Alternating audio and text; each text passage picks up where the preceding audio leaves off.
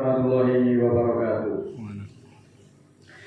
Bismillahirrahmanirrahim. Tawakkaltu 'ala Allah. Alhamdulillahilladzi hadana li hada wa ma kunna linahtadiya laula an hadana Allah. Asyhadu an la ilaha illallah wahdahu la syarika lah. Innamal ilahul wahid. Allahu la ilaha illa rabbul arsyil azim. Allahu la ilaha illa huwal hayyul qayyum. Allahu la ilaha illa huwar rahmanur rahim. Wala rabbi sadri wa yassir li amri wahlul 'uqdatam min lisani yafqahu qawli waj'alni waziran min ahli. Saudara yang dimuliakan Allah, marilah senantiasa kita panjatkan puja dan puji syukur kepada Allah Ta'ala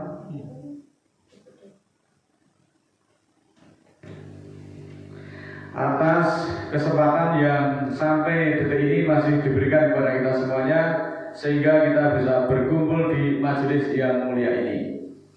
Dengan memanjatkan puji dan syukur, mudah-mudahan Allah membukakan hidayah untuk kita semuanya, dan kita dimudahkan di dalam memahami petunjuk-petunjuk Allah, dan kita disatukan di dalam majelis ini, karena kita semuanya adalah umat kita, umat yang satu.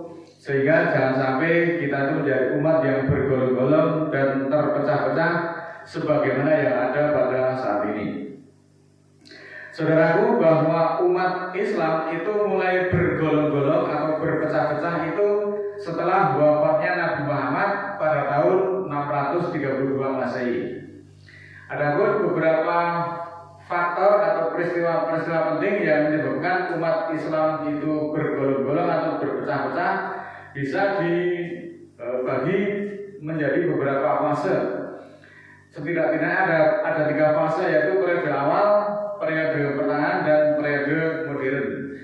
Periode awal itu dari tahun 632 sampai 661 Masehi, yang mana pada saat itu terjadi perdebatan tentang khilafah pada tahun 632. Setelah Nabi Muhammad wafat, terjadi perdebatan tentang siapa yang berhak menjadi khilafah atau pemimpin umat Islam.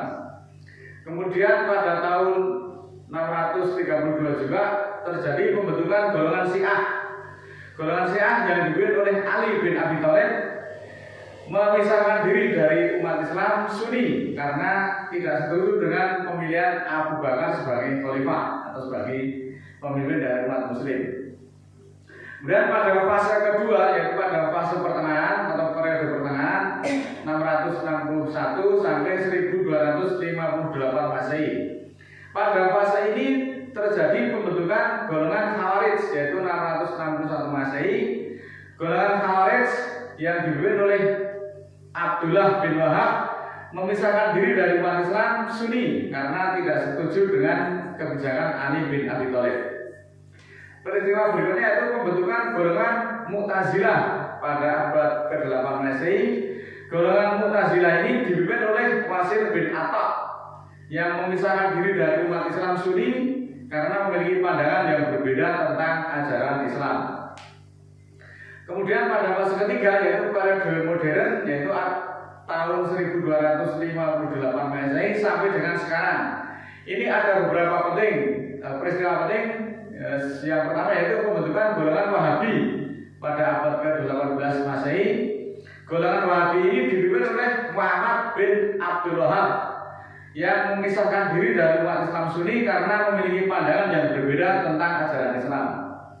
Kemudian juga pembentukan golongan Islamisme tahun abad 20, yaitu golongan Islamisme dipimpin oleh tokoh-tokoh seperti Sayyid Al-Qutb, Hasan Al-Banna yang mengikrarkan diri, memisahkan diri dari Islam Sunni karena memiliki pandangan yang berbeda tentang peran Islam dalam politik dan masyarakat. Nah, perlu diingat bahwa perpecahan di kalangan umat Islam ini tidak hanya disebabkan oleh perbedaan pandangan tentang ajaran Islam, tetapi juga banyak dipengaruhi oleh beberapa faktor seperti faktor politik, sosial, dan ekonomi. Sebenarnya Nabi Muhammad sendiri tidak mengajarkan berpecah-pecah atau bergolong-golong. Justru sebaliknya, beliau Nabi Muhammad itu mengajarkan pentingnya persatuan dan kesatuan di kalangan Islam. Nabi Muhammad mengajarkan pentingnya dan kesatuan, serta melarang berpecah-pecah atau bergolong-golong yang nanti justru akan mencerai-beraikan umat dan akan membuat kita menjadi ringkih. Hal ini ditegaskan melalui Al-Quran surat keempat, yaitu ayat 150 dan 151. A'udzubillahi minasyaitonirrajim. Bismillahirrahmanirrahim. Selengkapnya sebagai berikut.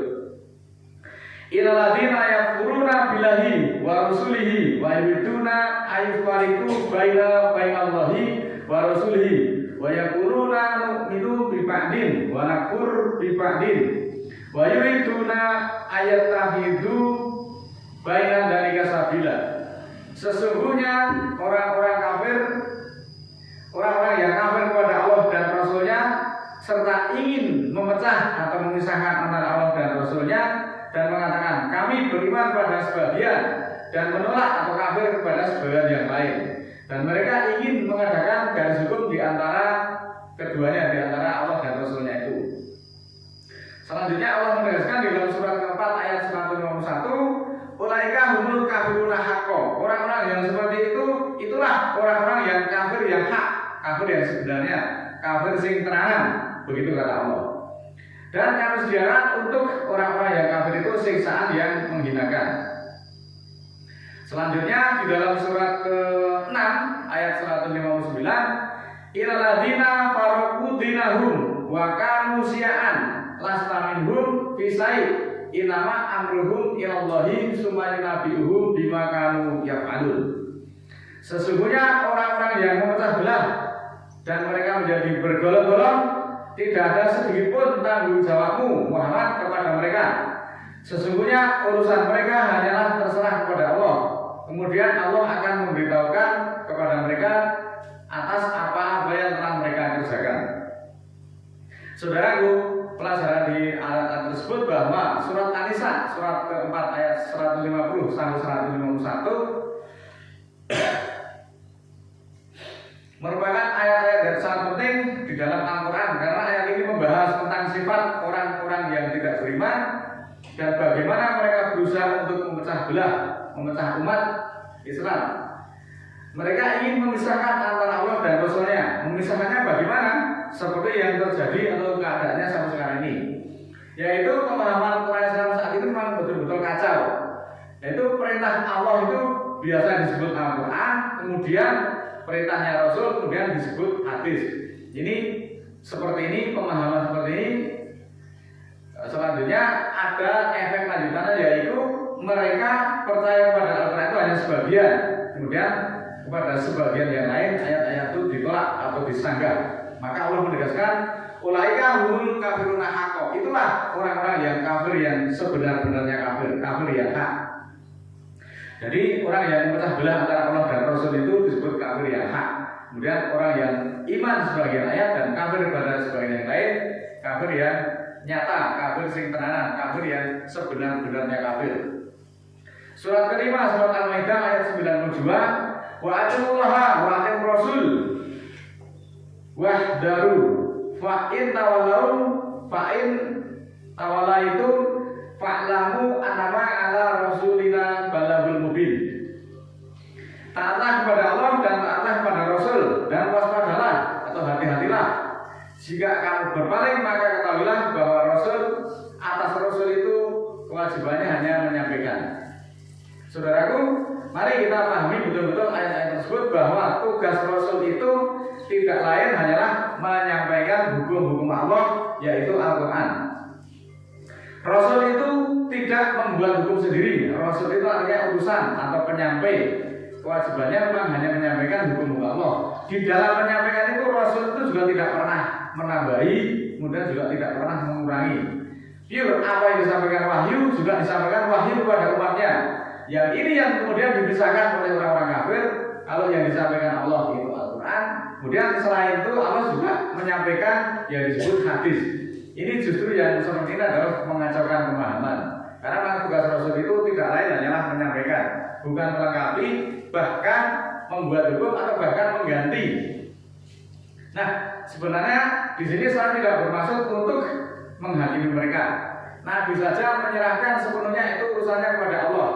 Tetapi justru umat yang berpecah belah dan bergolong-golong itu dikatakan Nabi tidak bertanggung jawab. Artinya apa? Orang yang bergolong-golong itu justru bukan umatnya Nabi Muhammad. Nah, ini kita harus hati-hati. Ayat-ayat ini juga menjelaskan sifat orang-orang yang tidak beriman, bagaimana mereka harus berusaha memecah belah umat Islam. Ayat-ayat yang ini juga menjelaskan tentang hukuman bagi orang-orang yang diterima oleh orang-orang yang tidak beriman. Oleh karena itu, hendaklah kita terus berhati-hati dan tidak terpengaruh oleh tipu daya orang-orang yang berusaha ingin memecahkan antara Allah dan Rasul-Nya. Pesan Allah di dalam surat ketiga ayat 103, wa'tasimu bihablillahi jami'an wala tafarraqu wadhkuru nikmatallahi 'alaikum id kuntum a'da'a fa'alafa baina qulubikum fa'asbahtum bi nikmati ikhwanan wa kuntum ala safa kufratin minan nar fa'an qadakum minha kadzalika yubayyinullahu lakum ayatihi la'alakum yahtadun. Kita cermati bersama-sama pelan-pelan. Dan berpeganglah pada tali Allah semuanya, dan janganlah berpecah-pecah. Dan ingatlah nikmat Allah atasmu ketika kamu bermusuh-musuhan, lalu Allah menyatukan di antara kalbumu atau di antara hatimu. Maka jadilah kamu dengan nikmatnya itu bersaudara, dan kamu berada pada daerah tandus dari api atau bumi yang gersang, lalu Allah mempertahankan kamu daripadanya. Seperti itulah Allah menerangkan ayat-ayatnya untuk kamu, semoga kamu mendapatkan petunjuk. Surat ke-6 153, wa ana hada sirati mustaqimah fatabi'uhu wa la tatabi'u subula fatafarraqa bikum an sabilihi dzalikum wasakum bihi la'alakum tattaqun. Bahwa Al-Qur'an ini adalah siratal mustaqimku, atau tuntunanku yang tegak, tuntunanku yang kokoh. Kalau dikatakan jalan adalah jalanku yang lurus. Maka ikutilah dia, Al-Quran itu, dan janganlah ikuti garis hukum yang lain. Jangan ikuti garis hukum yang selain Al-Quran. Maka hal itu akan memisahkan atau mencerai-berikan kamu dari garis hukumnya Allah, yaitu Al-Quran. Itulah yang Allah wasiatkan kepadamu tentang garis hukum. Semoga kamu bertakwa, semoga kamu insaf. Muslimin, muslimat yang dimuliakan Allah, pelajaran dari ayat-ayat tersebut bahwa Allah memerintahkan umatnya melalui Nabi supaya berpegang pada tali Allah semuanya. Kemudian diganti, Nabi berpesan kepada umatnya, aku tinggalkan dua perkara yang kamu ketika berpegang pada duanya itu tidak akan sesat selama-lamanya, yaitu Al-Quran dan yang kedua adalah sunnahku atau hadis. Kalau itu benar, itu dari Nabi, jelas ini bertentangan dengan Al-Quran. Karena pesan Allah itu mewasiatkan kepada Nabi, kepada umatnya agar semua umat itu berpegang teguh pada tali Allah semuanya, dan jangan berpecah-pecah, dan juga jangan mengikuti yang selain Al-Quran. Tentu dalam hal ini Nabi akan patuh pada perintah Allah dan tidak berani membuat hukum sendiri. Berpecah-pecah, bergolong-golong atau bermazhab-mazhab sungguh sesuatu hal yang dilarang oleh Allah. Tapi faktanya demikian dong, karena orang memang tidak berpegang pada Al-Quran. Surat ke-6 153 tadi bahwa perintah Allah secara tegas untuk mengikuti Al-Quran satu-satunya yang merupakan siratal mustaqimnya Allah. Jangan ikuti jalan yang lain yang selain Al-Quran, yang nanti justru akan membuat kamu tercerai-berai. Faktanya 1000% ayat ini benar. Akibat bermazhab-mazhab, bergolong-golong, umat Islam itu saat ini tercerai-berai dalam sektor-sektor tertentu. Al-Quran tidak mengajarkan mazhab, karena itu semua itu adanya di dalam hadis. Dan faktanya benar, penganut hadis itu kemudian berpecah-pecah. Hadis yang dipakai Hambali itu tidak dipakai oleh Maliki. Hadis yang dipakai Hanafi meskipun sahih itu tidak dipakai oleh Syafi'i. Kemudian hadis yang dinyatakan sahih oleh Syafi'i justru tidak dipakai oleh Bukhari. Sedangkan muridnya Bukhari yang namanya Muslim itu juga tidak memakai hadisnya yang diriwayatkan oleh Bukhari. Nah, perlu kita ketahui bahwa yang namanya hadis itu adalah murni buah karya dari manusia tentang Nabi, sehingga interpretasinya satu dengan yang lainnya itu berbeda-beda. Maka rujukan yang pasti benar harusnya adalah Al-Quran yang sebagai wahyu Allah. Hadis lebih disukai daripada Al-Quran dalam kondisi saat ini sebenarnya sangat memprihatinkan. Dan memang banyak sekali orang itu yang sengaja menyembunyikan Al-Quran. Al-Quran itu dulu sembunyikan, kemudian yang ditonjolkan itu justru hadis. Kenapa? Ketika berdalil itu sedikit-sedikit, ini hadisnya ada loh, ini riwayatnya ada, hadisnya ini sahih loh. Tidak pernah orang berdiskusi itu berdasarkan ayat seperti ini, nggak pernah. Tapi yang dicari hadisnya seperti itu, hadisnya sahih seperti itu. Akibat menyampaikan ayat-ayat ini, kemudian banyak orang yang menuduh kepada saya itu dituduh oleh orang yang dinyatakan sebagai anti hadis atau disebut ingkar sunnah. Saya katakan, saya perlu klarifikasi dalam hal ini. Tunggu dulu. Saya itu tidak anti hadis. Saya mempelajari hadis itu banyak sekali yang saya pelajari. Bahkan saya menganut hadis yang ahsanal hadis sesuai dengan surat ke-39 ayat 23. Allahu nazala ahsanal hadisi kitabam mutasabiyan asani taksairu minhu juludul ladina yasawna rabbahum summa talinu juluduhum wa qulubuhum ila dzikrillah dalika hudallahi yahdi bihi may yasha wa may yudlilillahu famalahu min had. Inilah dasarnya surat Az-Zumar ayat 23. Allah menurunkan hadis yang lebih bagus selaku kitab atau selaku ketetapan yang disamarkan berulang-ulang, yang menegakkan bulu roma pada kulit orang-orang yang takut kepada Tuhan mereka. Kemudian jadi lembutlah kulit mereka dan juga kalbu mereka zikir kepada Allah, memikirkan petunjuk-petunjuk Allah. Itulah petunjuk Allah yang ditunjuki dengannya siapa yang Dia kehendaki dan siapa yang Allah sesatkan, maka tiada baginya yang menunjuki. Nah, di dalam konteks ini ayat ahsanal hadis ini dapat diartikan sebagai perkataan yang terbaik atau hadis yang terbaik. Ayat ini menjelaskan bahwa Al-Quran itu adalah hadis yang terbaik yang diturunkan oleh Allah SWT, dan bahwa ayat Al-Quran itu memiliki kebenaran yang serupa dan berulang-ulang, dan Al-Quran itu tidak akan pernah ditolak oleh kelompok manapun kecuali yang menolak adalah orang-orang yang kafir. Jadi berdasarkan ayat ini sangat keliru kalau Anda menuduh saya sebagai orang yang anti hadis atau ingkar sunnah. Saya meyakini dan mempelajari hadis-hadis itu, bahkan sekali lagi saya menganut ahsanal hadis, hadis yang terbaik, yaitu hadisnya Allah dan tidak akan tertolak oleh kelompok manapun. Sementara hadis-hadis yang lain saling bertentangan dan cenderung menimbulkan perpecahan. Maka hadis-hadis seperti itu sudah waktunya untuk ditinggalkan dan ditanggalkan. Saatnya kita kembali kepada ahsanal hadis yang sepenuhnya merupakan hadis dari Allah, hadis yang terbaik yaitu Al-Quran. Demikian ayat-ayat ini menjelaskan tentang keutamaan Al-Quran sebagai sumber hukum dan pedoman hidup yang terbaik, bahwa Al-Quran adalah ayat-ayat yang harus diambil sebagai pelajaran untuk hidup yang lebih baik. Mudah-mudahan Allah ridho. Marilah kita mohon ampunan. A'udzubillahi minasyaitonir rajim. Bismillahirrahmanirrahim. Allahumma ighfir walil mu'minina wal mu'minat al-ahya'i minhum wal amwat innaka sami'un qaribun mujibud da'wat innaka 'ala kulli syai'in qadir. Ya Allah, ampunilah kami dan untuk mukmin dan mukminat, baik yang masih hidup maupun yang sudah meninggal.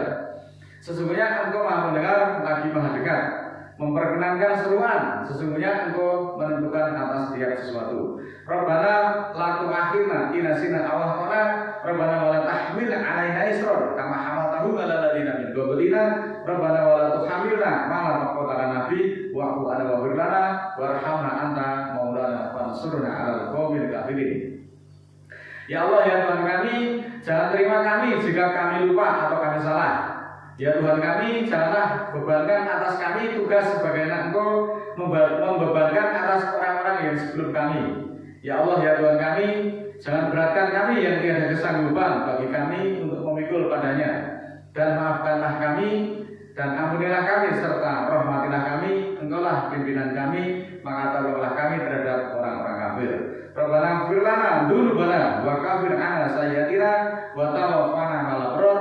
Tuhan kami, ampunilah kami bagi kami dosa-dosa kami dan hapuskanlah dari kejahatan-kejahatan kami dan wafatkanlah kami bersama orang-orang yang abrar. Subhana rabbika rabbil izzati amma yasifun wa salamun alal mursalin walhamdulillahi rabbil alamin. Maha suci Tuhanku, Tuhan kemuliaan tentang apa yang mereka sifatkan dan keselamatan atas